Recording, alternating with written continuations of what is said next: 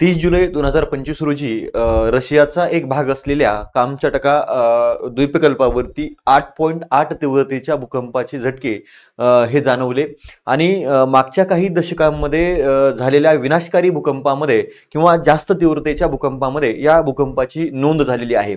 मग या भागामध्ये कामचटका जो द्वीपकल्प आहे तो जर बघितला तर आपण या रिंग ऑफ फायरचा भाग असलेला पाहायला मिळतोय। मग आजच्या या सेशनच्या माध्यमातून या भूकंपासाठी कारणीभूत ठरणारे घटक, याचे परिणाम काय आहेत आणि ring of fire he concept नेमकी काय आहे ती आजच्या या सेशनच्या माध्यमातून सांगण्यासाठी आजच्या या व्हिडिओच्या माध्यमातून समोर आलो आहे। नमस्कार, मी अबूज पाटील आणि स्वागत करतो तुमचं परिवर्तन कॉम्पिटिटिव्ह फोरमच्या ऑनलाईन लर्निंग प्लॅटफॉर्मवरती। बघा, माहितीपूर्ण व्हिडिओ असेल तर चॅनलला नक्की सबस्क्राईब करायचं आहे आणि जास्तीत जास्त मित्रांपर्यंत शेअर करायला विसरायचं नाही आणि लाईक करायला तर विसरायचंच नाहीये।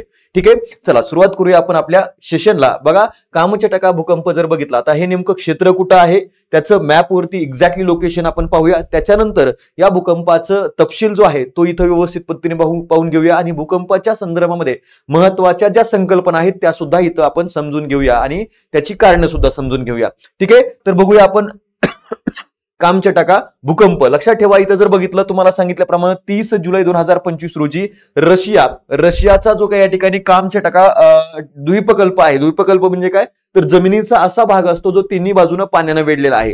ठीक आहे, द्वीपकल्पाजवळ एक शक्तिशाली भूकंप झाला ज्याची तीव्रता सुरुवातीला जी आहे ती USGSच्या माध्यमातून या ठिकाणी 8 रिश्टर स्केल पर्यंत नोंदवली गेली, पण त्याच्यानंतर ती व्यवस्थित पद्धतीने या ठिकाणी जेव्हा त्याचं विश्लेषण केलं गेलं तर ती खऱ्या अर्थानं 8.8 रिश्टर स्केल पर्यंत काय झालेली होती तर ही प्रत्यक्षपणे गेलेली होती। म्हणजे हा अतितीव्रतेचा या ठिकाणी भूकंप पाहायला मिळतोय। म्हणजेच मागच्या काही दशकांमध्ये एवढ्या शक्तिशाली भूकंप हा नोंदवला गेलेला नाहीये आणि 1952 नंतर या कामचटकावरती झालेला हा सर्वात शक्तिशाली भूकंप मानला जात आहे। ठीक आहे, आता पाहूया या ठिकाणी याचं एक्झॅक्टली लोकेशन काय आहे। बघा, हा रशिया आहे, त्याच्या इथं जपान पाहायला मिळतोय, इकडे या ठिकाणी अलास्का आहे आणि हा तो या ठिकाणी पाहायला मिळतोय हा आहे कामचटकाचा द्वीपकल्प।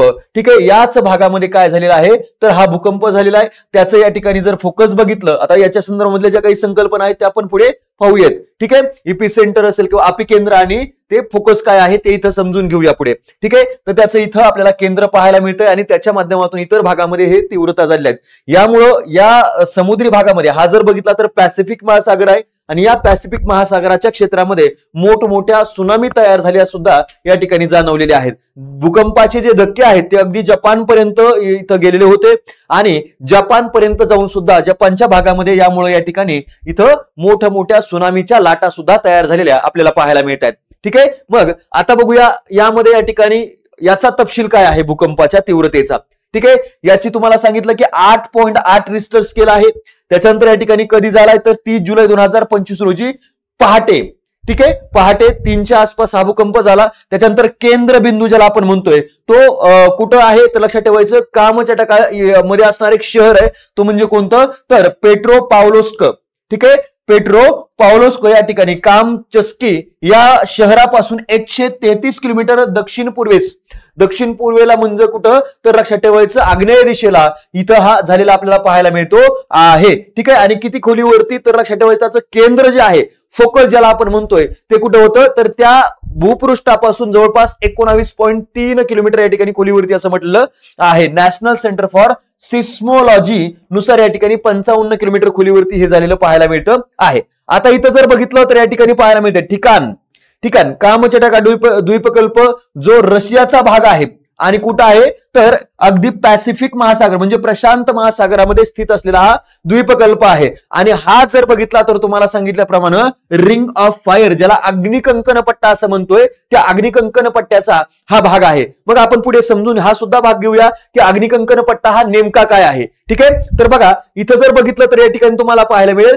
भूकंपाशी संबंधित महत्वाच्या 2 संकल्पना इथं समजून घेता येतात। भूकंप नाभी म्हणजे काय, याला आपण फोकसही म्हणतो किंवा हायपोसेंटर म्हणतो। ठीक आहे, लक्षात ठेवा पृथ्वीच्या पृष्ठभागाखाली ज्या ठिकाणी ऊर्जेचे उत्सर्जन होतं म्हणजे जिथं ऊर्जा रिलीज होते, एनर्जी रिलीज होते, ते ठिकाण म्हणजे त्याला आपण या ठिकाणी म्हणतोय भूकंप नाभिक किंवा इथं फोकस असं म्हणतोय. या चित्राच्या माध्यमातून किंवा या आकृतीच्या माध्यमातून तुम्हाला हे सेंटर समजून घेता येणार आहे. बघा या ठिकाणी इथं भूकंपाचं केंद्र असणार आहे, इथून एनर्जी रिलीज होते आहे, त्याला आपण या ठिकाणी काय म्हणतोय, फोकस असं म्हणतोय. आणि या फोकस मधून निघालेल्या ज्या ऊर्जा लहरी असतात त्या ऊर्जा लहरी जिथं सर्वप्रथम पोहोचतात, ज्या प्रायमरी लहरी आपण म्हणतो, प्रायमरी वेव्हज आपण म्हणतो, जिथं सर्वप्रथम पोहोचतात ते भूपृष्ठावरचं सर्वात जवळचं सेंटर म्हणजे या फोकसच्या सर्वात जवळचं भूपृष्ठावरचं सेंटर जे असतं त्याला आपण म्हणतो इपी सेंटर किंवा आपी केंद्र असं आपण म्हणत असतो. हे या ठिकाणी या दोन संकल्पना प्रामुख्याने भूकंपाच्या बाबत ज्या आहेत त्या इथं काय कराव्या लागतात, लक्षात ठेवाव्या लागतात.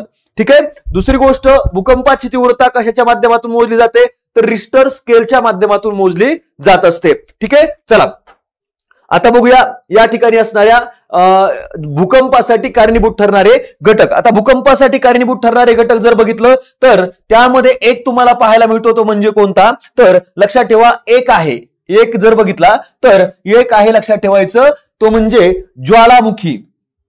ठीक आहे, ज्वालामुखी अंतर्गत क्रियामध्ये बरं का. ठीक आहे, अंतर्गत भागामध्ये होणाऱ्या क्रिया ज्या असतात त्याच्यामुळे जर बघितलं तर एक असतो ज्वालामुखी आणि दुसरा असतो प्लेट टेक्टॉनिक.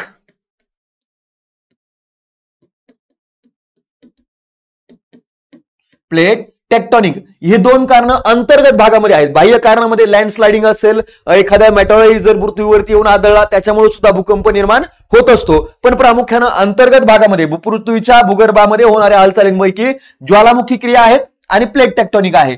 आता कामचटका या भागामध्ये जे काही भूकंप झालेला आहे त्याच्यासाठी कारणीभूत ठरलेला घटक कोणता आहे, तर प्लेट टेक्टॉनिक आहे. आता प्लेट टेक्टॉनिक म्हणजे काय, तर बघा या ठिकाणी एक थिअरी आहे जी 1965च्या दरम्यान म्हणजे 1965 मध्ये टुझो विल्सन या शास्त्रज्ञानं मांडली होती आणि पुढे याला दुरुस्त करून सविस्तर मांडण्याचं काम कोणी केलेलं आहे, तर WJ मॉर्गन यांनी केलेलं आहे 1967 मध्ये. आता याचा अर्थ काय आहे, तर लक्षात ठेवा पृथ्वीचा जो काही पूर्णपणे भूकवच आहे ते काय झालेलं आहे, तर 7 तबकड्यांमध्ये 7 प्लेट्स मध्ये डिवायडेड झालेलं आहे.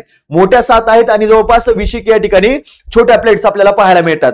ठीक आहे, तर 7 मोठ्या प्लेट्स मध्ये 7 मोठ्या तबकड्यांमध्ये काय झालेलं आहे, तर हा पृथ्वीचा भूकवचाचा भाग जो आहे तो डिवाइड झालेला आहे आणि त्या भूकवचांमध्ये किंवा त्या प्लेट्समध्ये कायम हालचाली या ठिकाणी काय असतात, सुरू होत असतात. त्या हालचालीमुळे या ठिकाणी काय होतं, तर पृथ्वीच्या पृष्ठावरती भूकंप निर्माण होत असतात. आणि या एकूण 7 प्लेट्स पैकी सर्वात अस्थिर असणारी जी प्लेट आहे ती म्हणजे लक्षात ठेवायचं पॅसिफिक प्लेट आहे.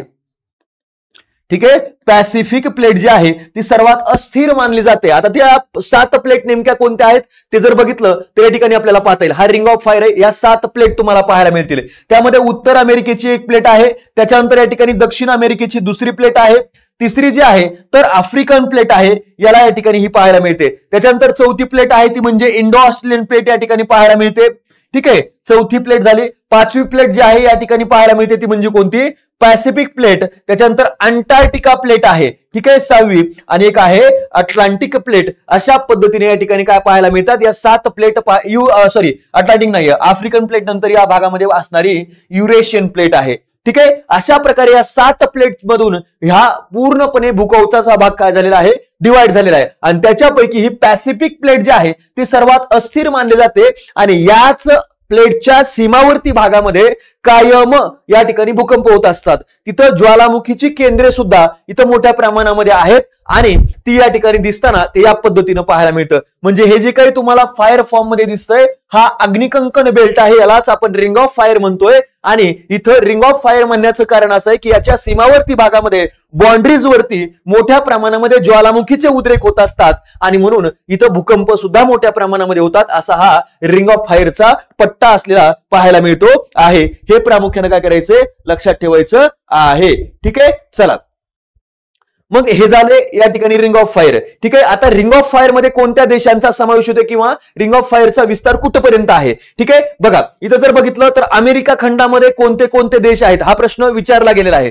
चिली असेल, पेरू, इक्वेडोर, कोलंबिया, मेक्सिको, अमेरिकेचा पश्चिम किनारा. त्याच्यानंतर या ठिकाणी जर बघितलं कॅनडाचा पश्चिम भाग, म्हणजे याला आपण कॅलिफोर्निया, अलास्काचा भाग म्हणतोय.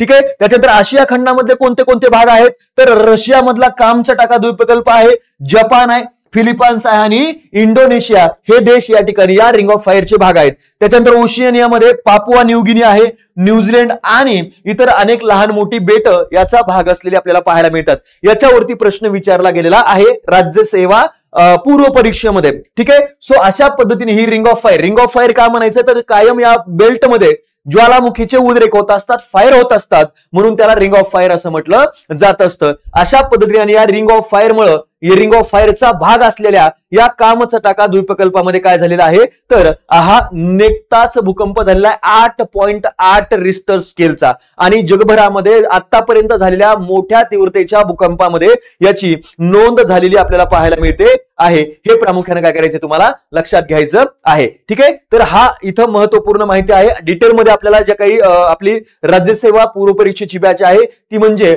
लक्षात ठेवायचं की आरंभ बॅच आणि त्याच्यासोबत या ठिकाणी आहे ती म्हणजे प्रहार बॅच कंबाईन साठीची. याच्यामध्ये ही माहिती पूर्णपणे डिटेलमध्ये आपल्याला पाहता येत असते. तर निश्चितपणे जास्तीत जास्त मित्रांपर्यंत ही लिंक शेअर करायची आणि माहिती जर आवडली असेल तर चॅनलला सबस्क्राईब करून लाईक करायला विसरायचं नाहीये. Thank you so much.